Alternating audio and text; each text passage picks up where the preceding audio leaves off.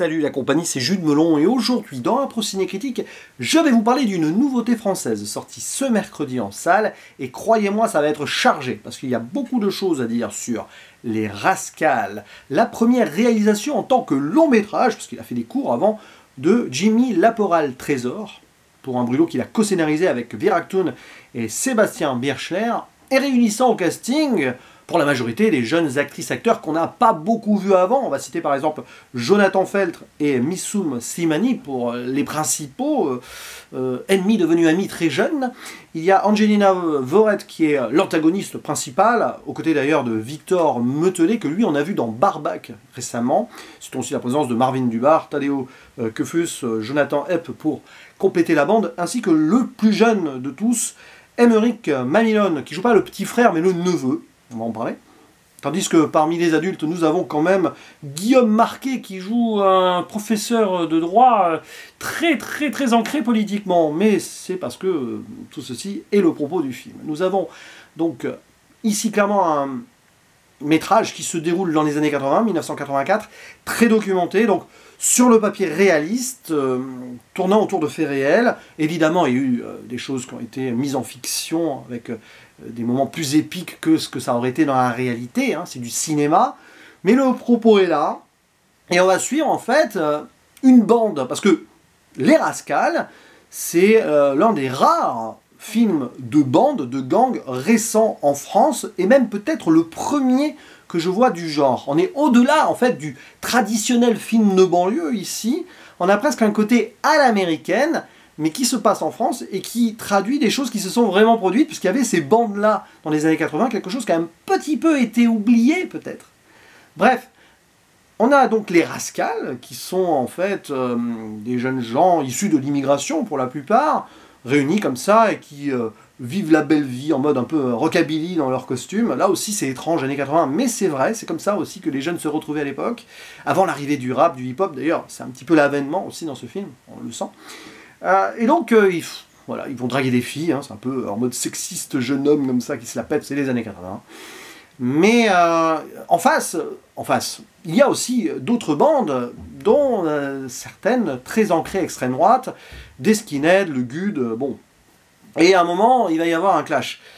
Tout ceci datant en fait d'une première agression dans les années 70, où quand les deux personnages principaux, à savoir Ahmed alias Rico et Rudy, je crois que c'est ça son prénom, parce que là il n'y a pas les prénoms sur Wikipédia, il y a tellement de personnages en film, je risque de me mélanger, d'avance désolé. Bref, les deux ils sont pas potes du tout, Ahmed même maltraite un peu Rudy, hein, et à un moment ils vont se retrouver vraiment ensemble face à une bande de jeunes skins, et qui vont clairement tabasser Ahmed et Rudy violemment.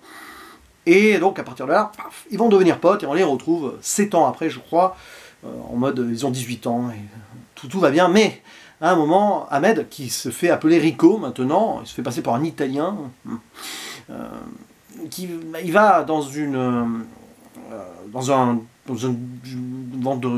boutique de disques, je ne sais pas ce que j'allais dire, chez un disquaire, voilà, tomber sur son agresseur de l'époque, il le reconnaît, celui-ci visiblement s'est rangé, mais peu importe, vengeance, Rico tabasse ce dénommé Lucky sous les yeux de sa sœur.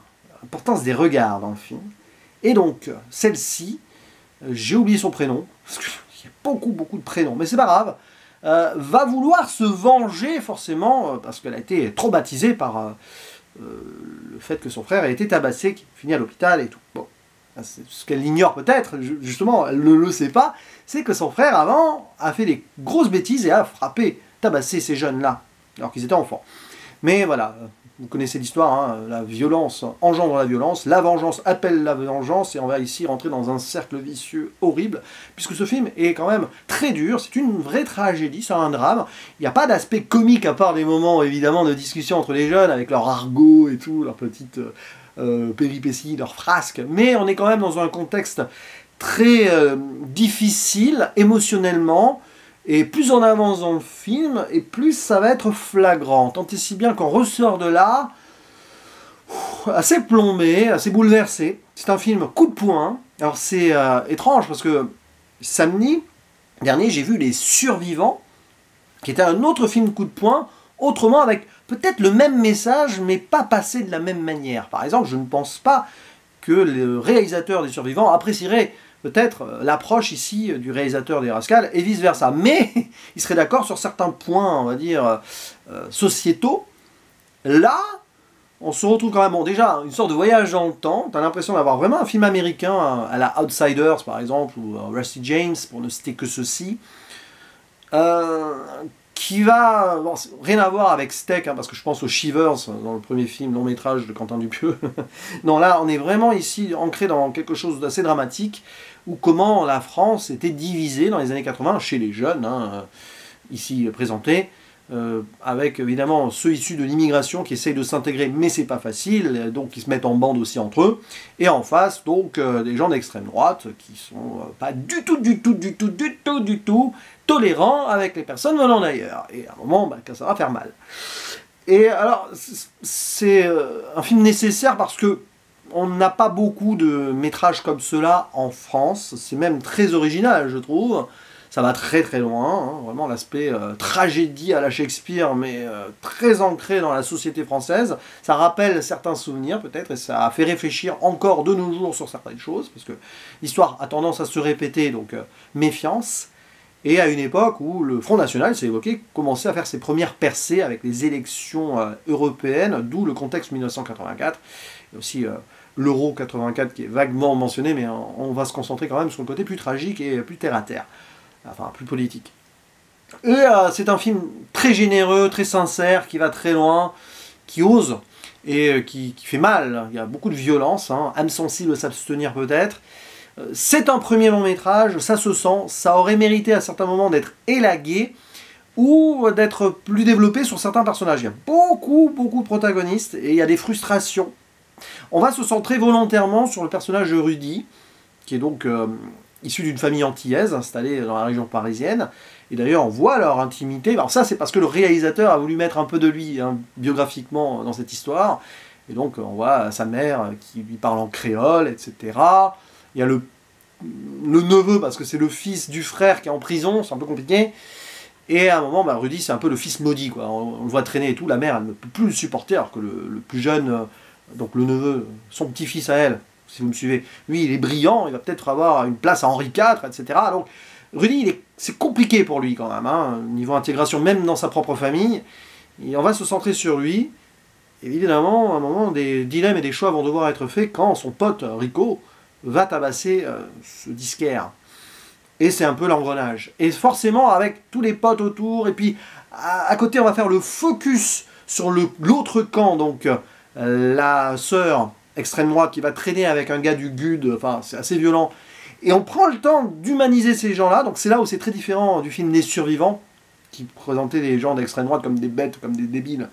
Là non, et c'est intéressant, parce que ça fait réfléchir le spectateur aussi sur l'humanité, sur les choix de l'humain. C'est pas des débiles, là, les gens d'extrême droite, c'est des gens qui ont fait des choix, et on essaye quand même de nous montrer que ce sont des êtres humains et pas uniquement des monstres sans cervelle et sans cœur. Ça, c'est intéressant. Et c'est ça qui fait qu'à un moment, ça explose, et ça fait mal. J'en dis pas plus sur la finalité, mais ne vous attendez pas à ce que ce soit happy end absolu, c'est pas possible. Mais voilà, comme je le disais, à un moment, t'as plein de trucs que t'aurais aimé voir être développés. Limite, je pense que ça aurait presque mieux fonctionné en série, en mini-série peut-être, de 8-10 heures, pour bien rentrer dans un petit peu l'intimité d'autres personnages, notamment celui de Rico, qui s'appelle aussi Ahmed, donc. Mais on fait le choix donc d'être centré là, avec la famille de Rudy, et puis tout ce qui est autour de lui. C'est aussi un film sur la destinée, parce qu'en soi, que ce soit Rudy d'un côté ou la sœur de l'autre, c'est des gens qui n'ont pas forcément voulu en arriver là, mettre le doigt dans l'engrenage de la vengeance, mais par défaut, par famille, par ce qui se passe dans leur famille, forcément, c'est presque une sorte de fatum, hein, comme on dit en grec, c'est que ça doit forcément finir par en arriver là. Parce que Rudy, son entourage, avec son frère en prison, on voit que ça baigne dans la famille au niveau du gang, au niveau du crime. Et la sœur du frère, forcément, le frère, elle paye un petit peu ce que le frère a fait avant, indirectement. Et puis elle va fricoter dans sa fac de droit là, avec des gens forcément très à droite, et elle va s'emmoracher de quelqu'un qui est très ambitieux et très violent à ce niveau-là. Donc c'est forcément à un moment, il y a ce climax, on prend un bien malin plaisir à nous faire un gros build-up pour arriver à ce qui va se passer, avec quelques scènes qui vont vous rester en tête, notamment celle du métro, qui va rappeler certaines choses. Hein. Je crois que l'inspiration principale de deux des scénaristes, en tout cas, et du réalisateur, c'est Black Rain de Ridley Scott, et je comprends pourquoi. Évidemment, on peut penser à d'autres films de gangs, de bandes américains, donc j'en ai cité tout à l'heure, également Guerrier de la nuit, que je n'ai pas vu, de Walter Hill, ou bien sûr West Side Story, mais autrement, parce qu'il n'y a pas de musique. Enfin, la musique qu'on entend, c'est intradigétique, et c'est... voilà. Mais y a pas ils vont pas se mettre à danser, à chanter avec des couteaux et tout. Mais à un moment, ils sortent le couteau comme ça, lors d'une soirée, ça m'a rappelé un peu West Side Story. Donc c'est un film hyper nécessaire, parce que le cinéma français a besoin de cette ambition-là, qui va faire réfléchir vraiment le spectateur, au-delà donc de la pure réussite ou pas, cinématographiquement parlant, sur la forme par exemple, ou certains choix de propos, parce que oui, il fallait faire des choix, et à un moment, on suit un peu ce que les scénaristes et le réalisateur ont voulu faire. Hein. Donc au-delà de certaines choses qui mériteraient peut-être plus d'approfondissement, ou à mes yeux, il y a quand même un effet derrière qui fait que ce film va rester un petit peu à l'image d'un La Haine, ou plus récemment Les Misérables. Je parle pas d'Athéna sur Netflix, parce que ce film, plus j'y pense, plus je trouve que c'est très inabouti et un petit peu trop frontal sur plein de points. Mais bon, il y a des trucs là qui sont passionnants à analyser, et je pense qu'il faut un peu de recul. Donc moi, cette vidéo, elle est à chaud. Elle est là pour vous encourager à aller voir ce film, si vous l'avez près de chez vous, et en profitant qu'il soit en salle, pour lui donner des entrées, parce que c'est le cinéma français qu'on veut voir aussi, qui tente des choses, qui sort des sentiers battus, et qui fait mal, mais qui est fort à ce niveau-là. Et vous allez vraiment retenir des choses. Quand bien même vous ayez apprécié ou pas, faites l'effort, si vous vous sentez suffisamment fort mentalement sur le moment, parce que c'est dur, faites-vous violence même, pour ensuite en discuter avec des gens, même si ça peut polariser, et ça peut en effet clairement créer des polémiques et forcément des discussions houleuses. Mais on est des êtres humains, on le sait. Et comme ce film le prouve, il y a toujours quelqu'un derrière, il y a un humain derrière, ce qui peut être fait ou pas. Et c'est vrai que ça questionne beaucoup cela quand même. C'est un vrai film de banlieue intelligent, qui est certes un peu à l'américaine quand même, mais très français aussi. Donc à défendre en salle. Merci Joker Films, merci, je crois qu'il y a aussi White Bunch qui va distribuer cela à l'étranger. Je pense que ça peut faire un petit carton à l'étranger, mine de rien, ce film-là. Mais voilà, un film à découvrir. Ce sera peut-être pas l'œuvre la plus aboutie de l'année, clairement pas. Hein. Mais Les Rascals, pour moi c'est oui, parce qu'il y a un propos, et c'est assumé. Après, on en fait ce qu'on veut. Et ça mérite débat, donc potentiellement en commentaire, si vous avez vu le film, moi je suis prêt à en discuter avec vous, et peut-être en reparler plus tard d'une manière ou d'une autre. À vous la parole donc, et je vous dis à la prochaine, ciao.